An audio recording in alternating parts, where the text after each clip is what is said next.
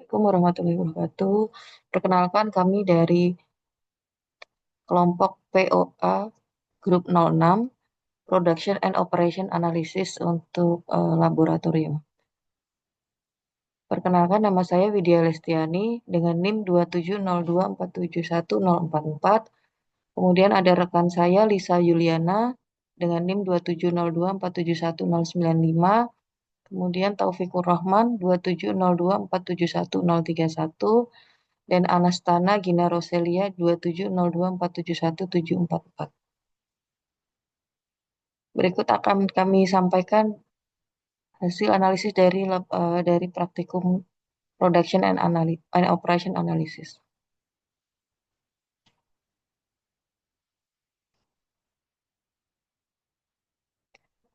Untuk modul 1 mengenai forecasting, di mana forecasting ini merupakan proses memperkirakan kejadian di masa depan berdasarkan data historis atau pertimbangan manajerial. Metode ini dapat bersifat kuantitatif menggunakan model matematis dari data masa lalu maupun kualitatif berdasarkan intuisi dan penilaian ahli, maupun gabungan keduanya menurut Heiser, Render, dan Munson 2017. Kemudian dalam konteks rantai pasok atau supply chain, peramalan ini menjadi sebuah langkah yang penting di mana sistem push atau make to stock merupakan hasil peramalan yang digunakan untuk menentukan tingkat produksi, sedangkan pada sistem pull atau make to order digunakan untuk merencanakan kapasitas yang tersedia menurut Chopra dan Mendel 2010.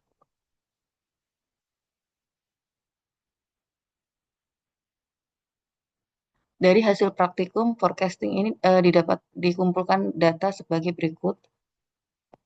Data dari tahun 2019 sampai 2021 untuk penjualan La Familia Greenback dan Yellowback. Dari data tersebut dilakukan perhitungan peramalan serta analisis nilai error menggunakan 4 metode. Keempat metode tersebut adalah time series decomposition, moving average 2, Holtz, dan Winter. Kemudian ini adalah pola data dari tahun 2019 dan 2021. Sebelum kita melakukan perhitungan dan analisis, sebaiknya dilakukan dilakukan eh, dilakukan analisis terhadap pola seasonal data pattern tersebut. Kemudian ini ada hasil perhitungan dari metode forecasting.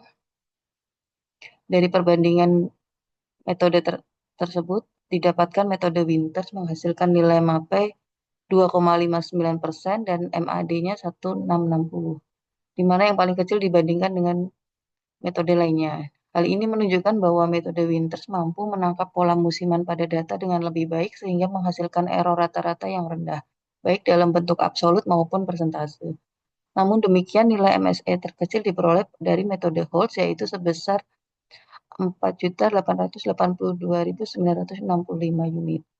Hal ini terjadi karena perhitungan MSE lebih sensitif terhadap kesalahan yang besar. Metode Holtz mampu menekan kesalahan besar secara lebih efektif dibandingkan metode lainnya. Selanjutnya adalah modul 2, Aggregate Planning, merupakan metode perencanaan produksi yang menggunakan satuan produksi gabungan atau rata-rata untuk mengkoordinasikan output secara keseluruhan. Jika produk yang dihasilkan seragam, satuan agregat dapat berupa produk rata-rata. Namun jika beragam, satuan tersebut dapat dinyatakan dalam berat, volume, jam kerja, ataupun nilai rupiah. Menurut Nahmias dan Olsen 2015. Metode ini bertujuan untuk menerjemahkan hasil peramalan permintaan menjadi rencana tenaga kerja dan produksi selama periode tertentu. Kemudian tantangannya adalah ketika terjadi permintaan yang fluktuatif, sehingga diperlukan 3 pendekatan utama, yaitu chase strategy, constant workforce plan, serta mix strategi dengan batasan tambahan, menurut Nahmias dan Olsen 2015. Dalam case ini, La Familia baik membutuhkan metode aggregate planning yang paling optimal untuk perencanaan produksi jangka menengah. Ini adalah pengumpulan data aggregate planning pada tahun 2022, kemudian data total cost termurah dan total production cost, di mana setiap perhitungan tadi, setiap metodenya dapat dilakukan perbandingan, di mana perbandingan ini menggunakan total biaya dari masing-masing metode yang sudah didapatkan pada pembahasan sebelumnya. Dan untuk metode zero inventory plan ini memiliki total biaya terendah dengan nilai 204,3.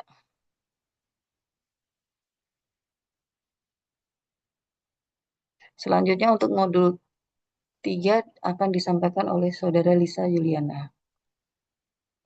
Oke, baik. Untuk modul 3 dari praktikum ini yaitu mengenai assembly process dan bill of material. Assembly process adalah proses perakitan sesuai dengan urutannya yang menyatukan komponen-komponen menjadi suatu produk utuh atau produk jadi yang dapat diperjualbelikan. Dan assembly process ini dirakit sesuai dengan urutannya supaya produk akhirnya dapat dirakit sesuai dengan spesifikasinya. Proses perakitan untuk assembly process ini harus mengikuti tahapan assembly chart dan product structure supaya setiap komponen yang dirakit berada pada urutan yang benar. Jadi tidak meminimalkan kesalahan dan revisi. Sedangkan untuk bill of material adalah daftar lengkap semua komponen termasuk subassembly dan bahan baku yang diperlukan untuk membuat satu unit produk jadi. Fungsi utama dari bill of material ini sendiri adalah sebagai dasar perencanaan material dan input MRP, yang mana tanpa adanya bill of material ini, penghitungan kebutuhan material tidak mungkin bisa dilakukan. Selanjutnya adalah hasil dari penyusunan assembly chart, product structure, dan bill of material dari case study La Famiglia Bag. Next.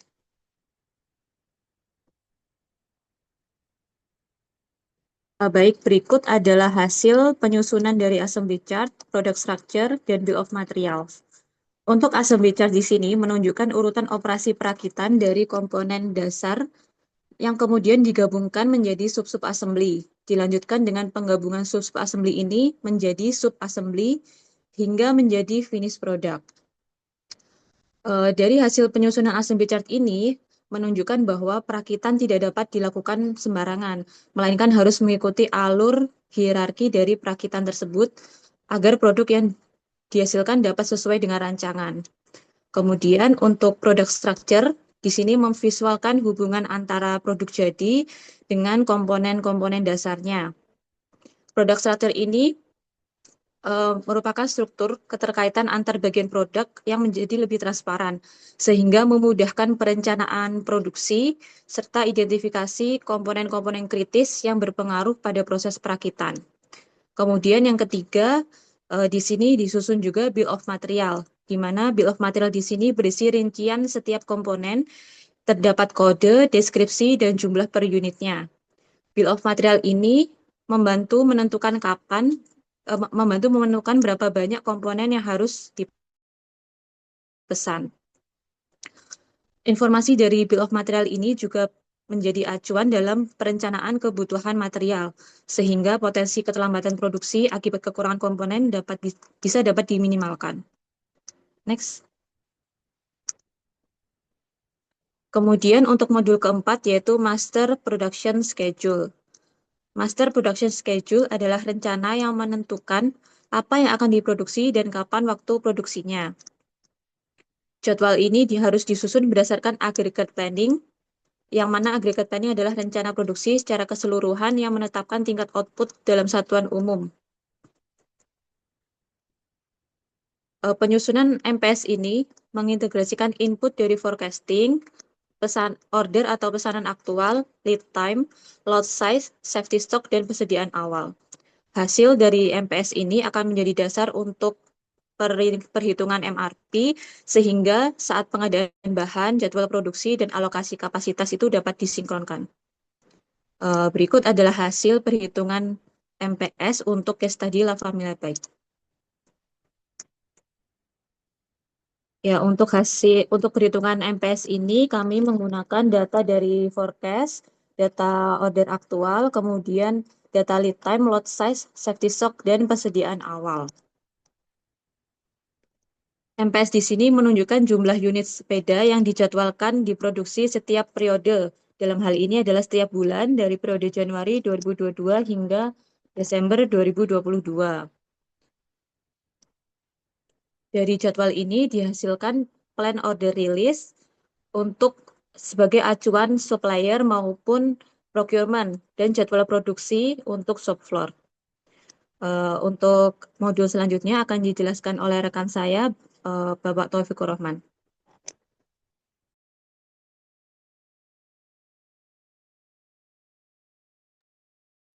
Baik, di sini saya akan menjelaskan mengenai MRP atau Material Requirement Planning adalah suatu sistem perencanaan kebutuhan material yang digunakan untuk menentukan apa yang dibutuhkan, berapa banyak, dan kapan harus dipesan atau diproduksi agar proses produksi berjalan lancar tanpa kekurangan bahan. Tujuan utama dari MRP adalah memastikan ketersediaan material tepat waktu, menjaga tingkat persediaan minimum, dan menjadwalkan aktivitas produksi dan pembelian secara efisien. Untuk inputnya sendiri itu terbagi menjadi tiga, yaitu ada Master Production Schedule atau MPS, Bill of Material atau BOM, data komponen seperti quantity, lead time on hand, dan safety stock. Untuk outputnya sendiri itu juga ada tiga, apa yang bisa dipesan atau diproduksi, berapa jumlahnya, kapan dipesan atau diproduksi. Next. Di sini ada beberapa hasil dari diskusi kelompok kami yang menampilkan dari tabel informasi dari MRP itu sendiri. Nah, komponen dengan lead time lebih panjang seperti grip dan brake perlu direncanakan lebih awal agar tidak terjadi keterlambatan pada tahap perakitan berikutnya. Dengan adanya safety stock, sistem mampu mengantisipasi fluktuasi permintaan atau keterlambatan pengiriman.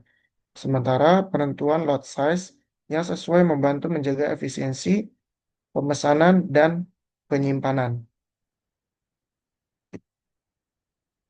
Sorry, sebelumnya. Yang berikutnya ada load sizing, adalah proses penentuan jumlah pemesanan atau produksi optimal pada setiap periode dalam sistem MRP untuk memenuhi kebutuhan bersih atau net requirement dengan biaya total minimum. Tujuan utamanya menyeimbangkan antara biaya pemesan atau setup cost jika sering memesan atau biaya tinggi dengan biaya penyimpangan atau holding cost jika pesanan banyak atau stok menumpuk.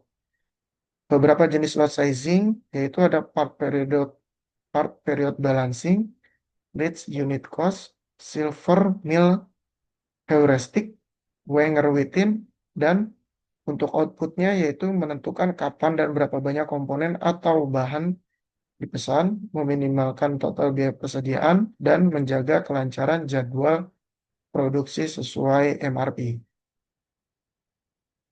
Next. Di sini ada contoh pertama yaitu silver mill heuristic. Untuk komponen hub level 1 menghasilkan pola pemesanan yang fleksibel dalam horizon waktu tersebut dengan biaya pemesan sebesar Rp7.500 dan biaya penyimpanan sebesar Rp2.500 per unit dan menunjukkan biaya total sebesar Rp90.000. Perhitungan lot sizing menggunakan 4 metode menghasilkan total biaya yang sama. Untuk expected revenue atau profitnya, itu berdasarkan penghitungan lot sizing, La Familia Bike memproyeksikan pendapatan atau expected revenue untuk Greenback sebesar Rp648 miliar 89.925.000 di tahun 2022 dan Rp646 miliar 558.675.000 di tahun 2023. Oke, next.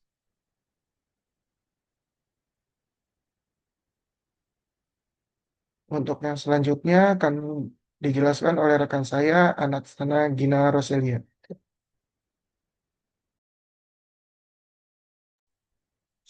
Baik, selanjutnya adalah materi inventory control atau Kanban yang berasal dari Toyota Production System sebagai alat untuk mengatur aliran produksi dan material dalam sistem just-in-time atau JIT yang berbasis pull system, yaitu proses produksi yang dilakukan hanya saat proses berikutnya membutuhkan komponen.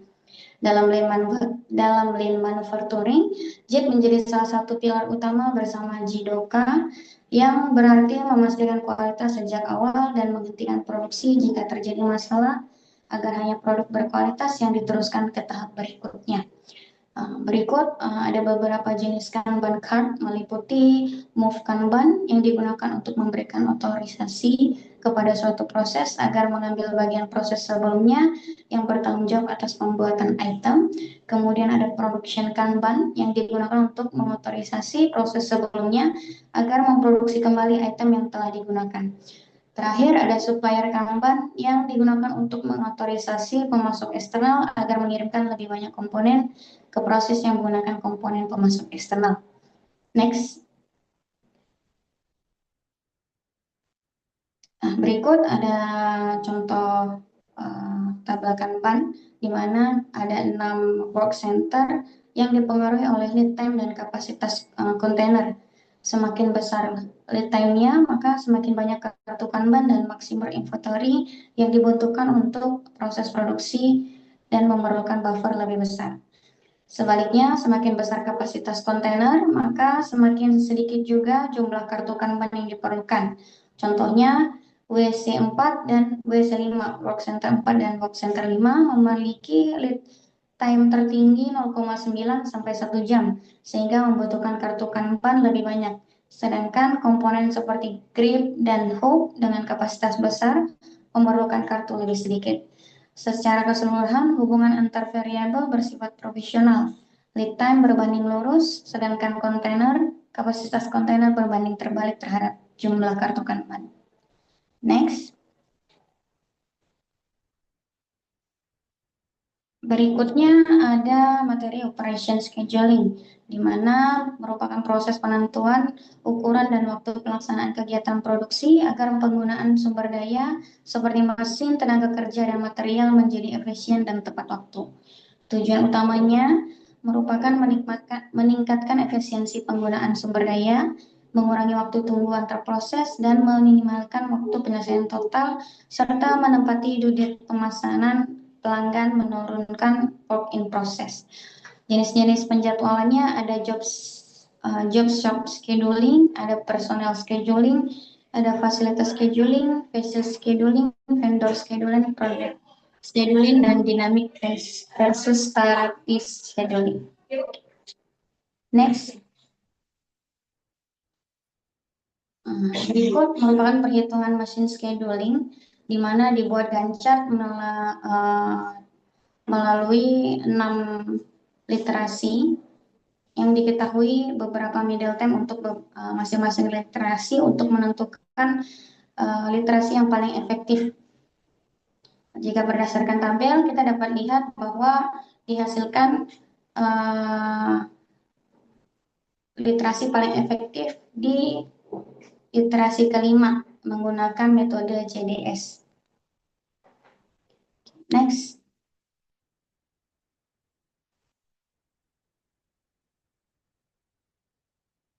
Berikut merupakan tabel perhitungan menggunakan aplikasi Lingo dan didapatkan hasil yang sesuai, bahwa literasi yang sesuai yang paling efektif ada di literasi kelima dari 4 mesin tadi. Next.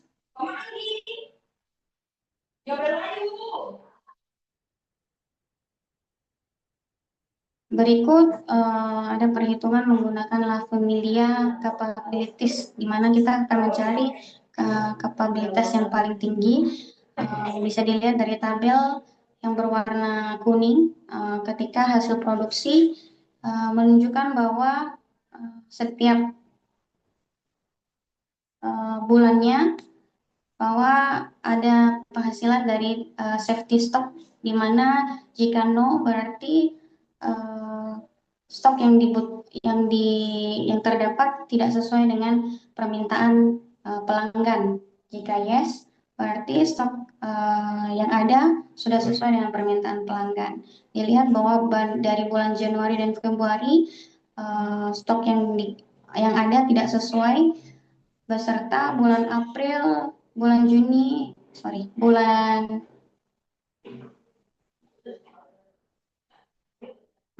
dan Juli, bulan Oktober dan bulan Desember tidak sesuai dengan permintaan pelanggan yang ada, sehingga bulan yang lain sesuai. Next, berdasarkan pengerjaan dari tim kelompok kami, analisis dan implementasi metode kuantitatif dalam manajemen operasi dan produksi LA Familia Bike dapat disimpulkan bahwa peramalan akurat permintaan sepeda anak dicapai melalui metode Winters, dan perencanaan agregat paling ekonomis adalah Zero Inventory Plan atau ZIP, MPS Master Production Schedule, dan MRP Material Requirement Planning, efektif menyusun jadwal produksi dan kebutuhan bahan baku, optimalisasi dalam lot sizing, pengendalian persediaan, dan penjadwalan operasi berhasil menjaga kelancaran produksi dan pemenuhan permintaan, serta rencana ekspansi fasilitas dinilai layak untuk mengatasi lonjakan permintaan global di masa depan. Sekian presentasi dari kelompok kami. Apabila ada salah kata, kami mohon maaf. Terima kasih.